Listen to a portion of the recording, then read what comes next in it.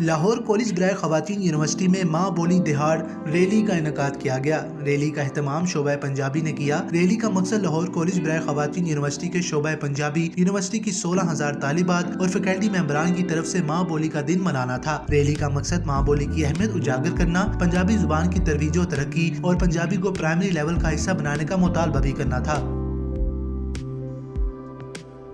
Rally کی قیادت principal intermediate college doctor Rahat Ajmal اور صدر شعبہ پنجابی ڈاکٹر مجاہدہ بٹ نے کی۔ Heads of departments doctor Samina Batool, doctor Hina Khan, doctor Ayesha Rehman, doctor Saima Batool, doctor Maryam Sarfraz, doctor Almas Tahira, doctor Sonia Allah Rakha, miss Aneela سرور اور فیکلٹی ممبران سمیت طالبات نے شرکت کی۔